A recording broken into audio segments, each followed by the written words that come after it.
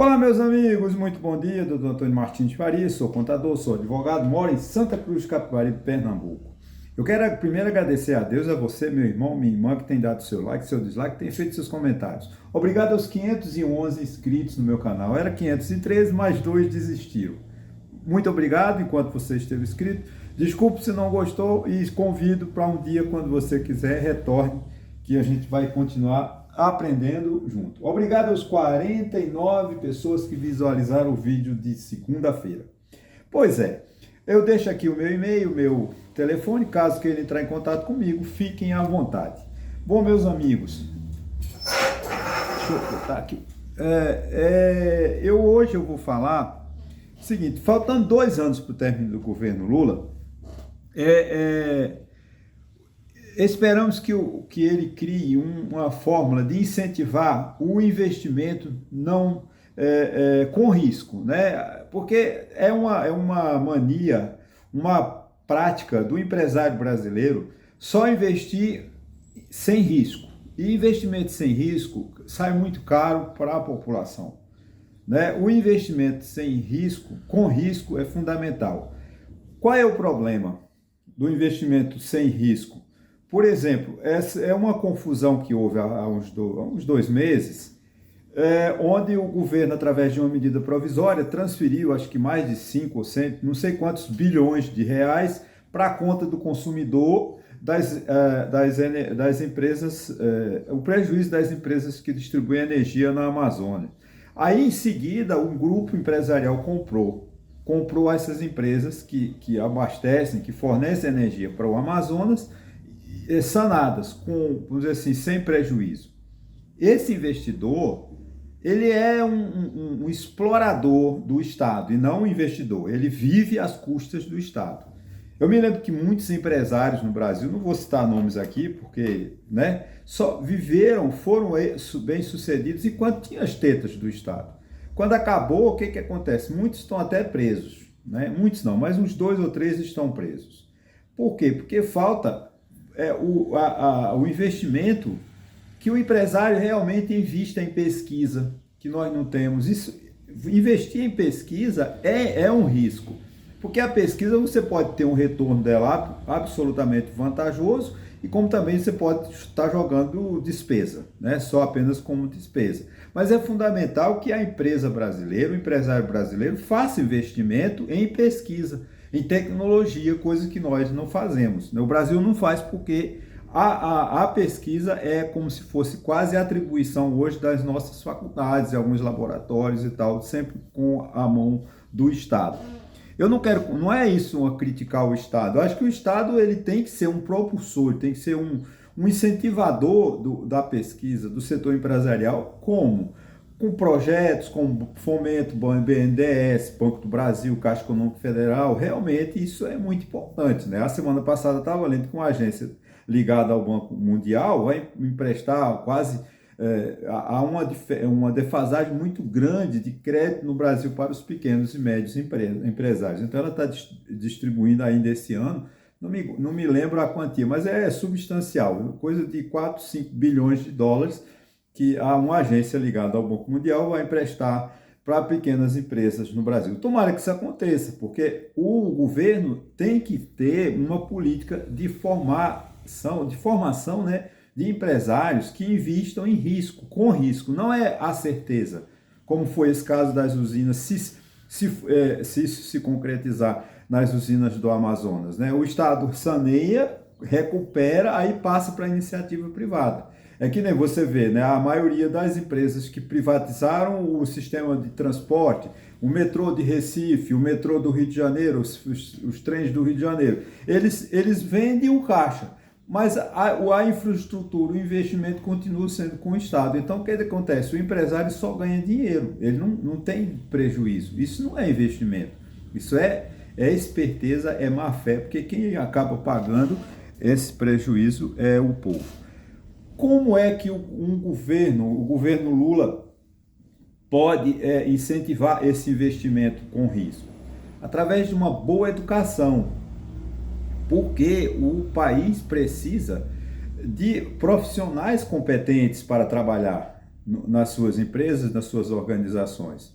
E da qualidade ruim que está a nossa educação, começando pelos municípios, é muito difícil de você ter uma condição daqui a 10, 20 anos de profissionais adequados para exercer determinadas funções. Então, o mercado de trabalho também precisa, né, de ter o governo, através de uma boa educação, ele fomenta bons profissionais, coloca bons profissionais no mercado.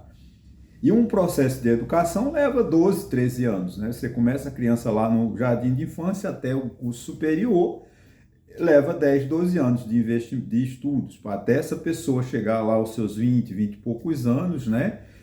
Apta para o trabalho. Agora, tem que ser um profissional, ele tem que estar um jovem, uma jovem bem preparados para enfrentar as dificuldades do mercado, né? Isso é política de governo, política de Estado.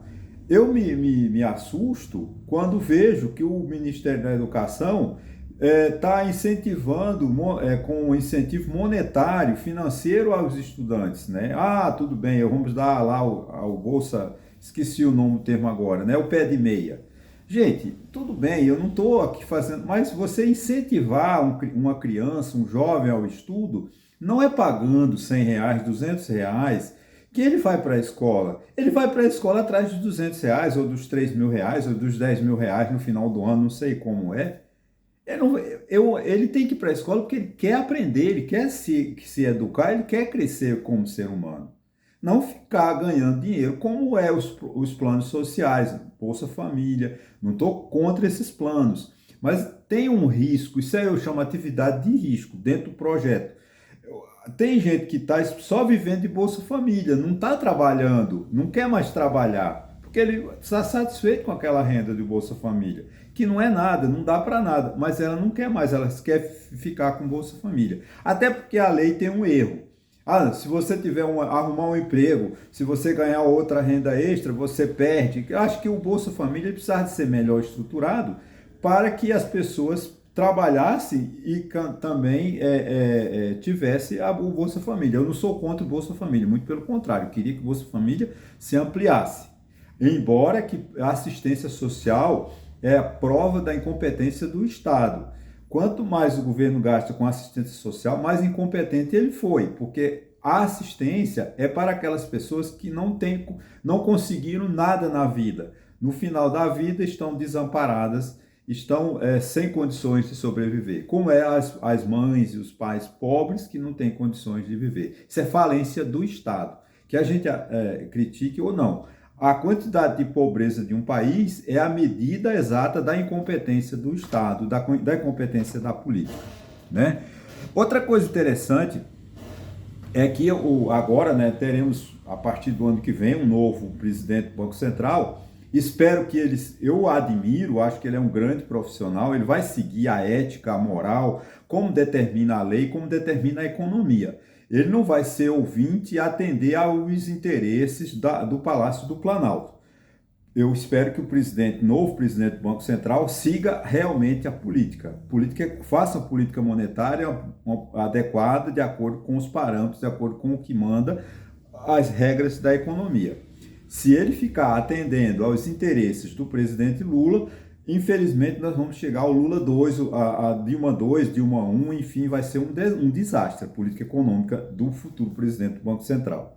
E eu já estou vendo aqui que a Moody's, né, a agência que mede o grau de risco de um país pagar ou não pagar a sua dívida externa, aumentou, deu um crédito lá, né, só não deu assim, sem o super, porque deu lá um BA, não deu ainda assim, a nota 10, né, vamos dizer assim, ao governo brasileiro. Agora, ela já está suspeitando que o crescimento da economia do Brasil não é um crescimento sustentável, porque ele está sendo baseado nos gastos do Estado e no consumo das famílias. Isso não sustenta uma economia. Exatamente onde encaixa quando é a minha conversa sobre investimento. O governo tem que aumentar o investimento público, o investimento privado em pesquisa e desenvolvimento para que o crescimento do país seja um crescimento consolidado. Aumentar através do consumo, que vai, através do gasto, vai pagar a conta no futuro. E a conta é onde? Em alta inflação, né? O governo precisa de encontrar uma saída, porque o que acontece? O governo, quando ele gasta, o superávit fiscal de zero, não vai ser zero, vai ser de 68 bilhões, mas está dentro dos parâmetros, está estabelecido, ok, a chamada margem de manobra. Mas acontece o seguinte, esses 68 bilhões foram para a dívida pública. E essa dívida pública, quanto maior aumentar a dívida, pior, né? O aumento da dívida pública encarece mais o produto, encarece mais o serviço, encarece mais a situação. Por quê? Porque o governo precisa de se financiar todos os dias, praticamente, porque dívidas de um ano ele tem que renovar, que ele não paga, e diz assim, me dá mais um título. Eu vou emitir um título, e nós já estamos provavelmente em 2026, chegando a 88% do PIB, de tudo que se produz no país, que a dívida pública já chega a 88%, 82%, ou seja, sobra 18%, R$18 para você, de cada R$100 que você tem, você só sobra 18 para você comprar o que você quer, porque 82 já estão comprometidos. Isso realmente temos que resolver esse problema da dívida externa. E esse problema da dívida externa, eu espero que a Moody's e outras agências reguladoras olhem com bons olhos para o nosso país, para que pelo menos os empréstimos externos fiquem mais baratos. E que o governo crie uma defesa para melhorar as condições de redução da taxa de juros. A taxa de juros não é o Banco Central que determina porque ele quer.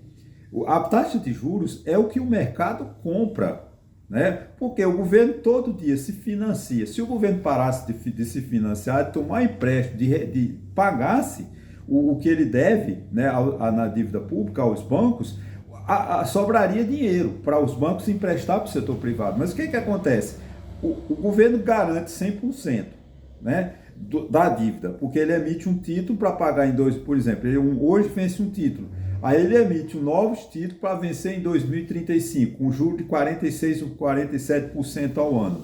O banco vai deixar de emprestar o governo com garantia para me emprestar, ou para emprestar para um empresário da esquina, que tem uma padaria, que tem uma doceteria, que tem uma sorveteria? Não, ele vai emprestar para o governo. Então o governo é ele que pega o dinheiro primeiro. Ele todo dia chega nos bancos e me dá, eu preciso de 2 bilhões, de 3 bilhões para me financiar. Isso vai para a dívida pública. Aí encarece o quê? O empréstimo que o banco não tem, vai emprestar ao setor privado muito mais caro. Se o governo deixasse de se endividar e honrasse os seus compromissos, pagasse suas contas, hoje vem, sei lá, 1 bilhão, vou pagar 1 bilhão na dívida externa, mas ele não paga, ele se financia. Ele emite novos títulos e assim vai sucessivamente. Então, a questão da dívida pública é preciso que nós tenhamos consciência desse dever, porque o governo se endivida todos os dias, não reduz ou reduz quase nada na dívida pública. E isso dificulta o crescimento da taxa de juros, né? Então, não é o presidente do Banco Central que vai decretar por decreto, por lei ou por vontade própria, baixar a taxa de juros. Muito pelo contrário, ele tem que ver a situação. Se aumenta o consumo, ele tem que aumentar a taxa de juros para que a inflação não dispare. A sinuca do Banco Central é muito difícil, né? Porque o Banco Central ele não conta com o apoio do governo federal, que o governo federal tem que gerenciar uma política fiscal, uma redução de despesas. Mas a gente vê que no governo do presidente Lula tem um incentivo ao gasto, né? E não a contenção desse gasto. Antônio, você está... Não, o gasto é bom, ele está investindo, está fazendo saúde, está fazendo estrada, tudo bem, isso é investimento. Mas essa conta tem que ser paga, e alguém tem que pagar, e é o povo brasileiro, né? Uma coisa agora, só mudando de... outra coisa que é fundamental para que o empresário invista com risco, arrisque com o nosso país, seja ousado, como foi grandes empresários antigamente, né? Não vou citar nome para não criar, mas grandes empresários, mas também eles viveram às custas do Estado, né? A Revolução de 64 serviu para muita gente ficar rica, porque ficaram amigos do lado do governo, grandes empreiteiras, grandes construtoras, ficaram bilionários, né, ganhando dinheiro do Estado. Financiava para um lado, favorecia para um lado e ganhava dinheiro do outro, né? O endividamento externo, o dinheiro barato no mercado internacional, O governo ninguém se aceitava crítica, ninguém se denunciava, ninguém se dedurava, porque, ministro, olha, mas eu perdi a concorrência, fique calmo que eu vou em Londres ou em Paris tomar mais 4 bilhões de dólares, lhe dou outra rodovia para você ganhar, e assim nós vivemos durante muito tempo. Mas o empresário precisa de segurança. Segurança, eu já falei no início, é educação de boa qualidade. Segurança é que não se altere a legislação no meio do caminho. Porque o governo precisa de ter certeza, por exemplo, despesas tributárias, elas têm que ser constantes, você tem que saber o quanto você é um investimento. Você vai fazer um investimento em um projeto, você tem que saber qual é o custo tributário desse projeto em 5 anos, em 10 anos. Aí vem no meio do ano, o governo com a sede de arrecadar, muda as regras, aumenta a tributação. Aí, qual é o empresário que aguenta? Isso atrapalha muito. O governo ele não tem uma consistência legislativa. Segurança jurídica que nós temos, nenhuma. Você chega lá, esses projetos, essas decisões da Lava Jato, o ministro do STF desmancha tudo. Quer dizer, que confiança tem o empresário no Brasil de você ter uma legislação, né, correta? Não tem, porque a legislação muda à vontade do Estado. E não pode, uma legislação ela tem que ser permanente. Claro, eu não quero mudança que nunca se mude. Não, tem que se mudar, mas mudar de uma forma projetada, de uma forma organizada. Não é essa a quantidade de emendas que a nossa Constituição já teve, né? Nós, se eu não me engano, somos na 133 ou 132, eu tenho certeza. Não sei se aprovaram outras e eu não li. De 88 para cá, nós temos uma Constituição com 36 anos, é uma Constituição criança, né? Muito jovem, já 132 alterações, e sempre para piorar, nunca foi para melhorar. A única emenda boa que eu posso admitir que foi assim benéfica para o povo brasileiro foi a emenda, se eu não me engano, é a 66 de 2010, se não me engano, que criou o divórcio sem precisar daquela lenga-lenga de 2 anos de separação. Se o casamento é instituído, o divórcio acaba com o casamento. Pronto, você casa hoje, pode se divorciar hoje mesmo. Até então você tinha que esperar se separar, provar que está separada há 2 anos. Tudo essa, a única coisa emenda boa na Constituição dessas 132, a única foi a 66 de 2010. Eu acho que é a 66 de 2010. É a lei que muda, que criou o divórcio, né? Que alterou o artigo 226 da Constituição. As outras é só para interesses empresariais. Não pode se alterar uma Constituição para atender a um empresário. Não pode se alterar uma Constituição para atender a uma vontade política. A Constituição ela tem que ter uma durabilidade. Você tem que saber o que você tem, o campo legislativo. Você não pode, por exemplo, contribuição social, todo final do ano o governo uma medida provisória alterando a contribuição social. Final do ano uma medida provisória alterando o imposto de renda. Final do ano medida provisória. Não, o combater a corrupção, ela não precisa de alterar a lei para aumentar a tributação. A corrupção ela tem que ser combatida através dos veículos necessários, Ministério Público, Receita Federal, as receitas estaduais, as receitas municipais. Não mudando a legislação e criando dificuldade, e cria formulário, e cria declaração, se dificultando o país, né? Isso é que atrasa. Então, o empresário brasileiro ele precisa de garantia de que as coisas no Brasil sejam permanentes, para que ele possa investir. Realmente, investir com risco é isso, é o governo dar os meios para que o empresário se sinta seguro. E ele sabe que um projeto daqui a 5 anos, daqui a 10 anos, não vai alterar a legislação. Então ele projeta, vai saber qual é o lucro que ele tem, ele obterá. Agora, todo ano o governo mexe na legislação tributária. Todo ano o governo mexe no IPI. Todo ano o governo mexe no ICM. Não tem empresário que aguente. Então o Brasil precisa de um sossego, ele precisa de paz, né? Mas para encerrar, né? Eu acho engraçado que muitos bolsonaristas foram eleitos, outros foram derrotados e até agora ninguém reclamou que as urnas são fraudulentas. Quer dizer que só em 2022 que as urnas foram fraudulentas, e as de 2024 não? São as mesmas? O mesmo sistema? A mesma organização? Por que os bolsonaristas não estão reclamando da falha das urnas, da fraude das urnas?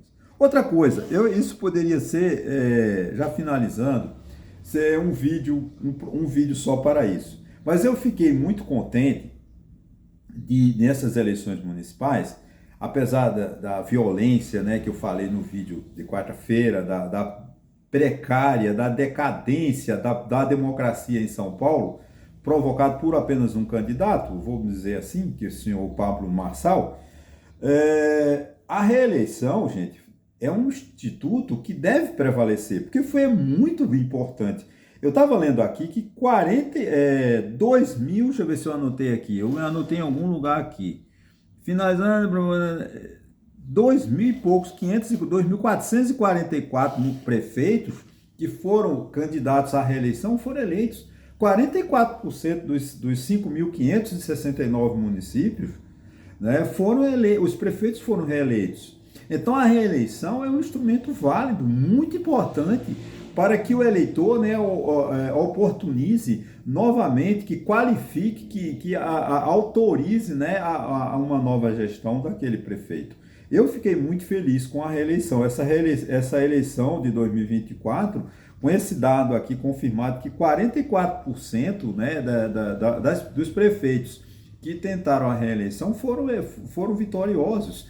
Isso significa que o Instituto da Reeleição não deve ser combatido como tem sido, foi há uns 2 anos atrás, com relação a Jair Bolsonaro, tem que acabar com a reeleição, acabar com a reeleição. Não, a reeleição tem valor. Acho que a gente precisa criar vergonha na cara e saber como é a eleição federal. A eleição federal tem que ter a mesma responsabilidade da que tivemos na eleição municipal. Porque a eleição municipal, ela teve um caráter de assim, o prefeito que faz merece retorno. Então aqui como exemplo, nós podemos citar o exemplo do João Campos, de Recife, que teve uma votação estrondorosa, o próprio prefeito Eduardo Paes, no Rio de Janeiro, que eu conheço muito, que eu vi ele nascer na política lá como primeiro voto de vereador, né, como vereador do Rio de Janeiro, e também o Rodrigo Pinheiro, prefeito, um jovem aqui de Caruaru, que também foi reeleito. Então, isso significa que o instrumento da reeleição não deve ser combatido, muito pelo contrário, deve ser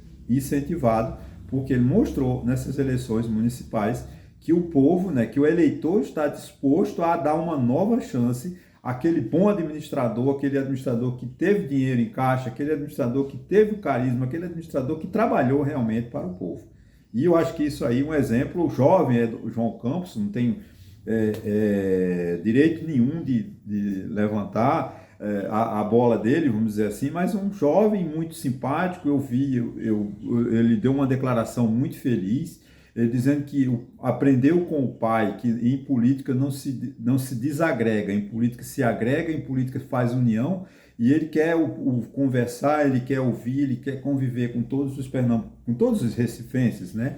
Então eu fiquei muito feliz de um jovem de 30 anos, né, quase 30, 20, eu acho que ele tem um pouco mais de 30 anos, com essa ideia, né? Ouviu do pai, que era um grande político, né? Infelizmente morreu num trágico acidente aéreo em 2014, e o filho, né, já foi prefeito de Recife durante 4 anos, teve uma excelente aprovação, que foi eleito com uma boa margem acima dos candidatos adversários. Então, é importante essa juventude, essa melhora. Acho que o povo de Recife, né, deu a resposta ao João Campos, aquilo que ele mereceu. Porque se ele não tivesse feito uma boa gestão, se ele não tivesse conversado com o povo de Recife, ele não teria 78% dos votos. Então a gente fica aqui, vale a pena a reflexão, tudo que eu falei, que o governo realmente crie incentivos para que o investidor, o empresário tenha segurança, tenha garantia de investir. Não é receber as benesses do Estado, mas o próprio empresário, tendo a alicerce, tendo a segurança, ele possa investir, ele possa pesquisar, ele possa ter garantia de fazer investimento, de crescer o nosso país. Ok, gente? Olha, muito obrigado e até a próxima.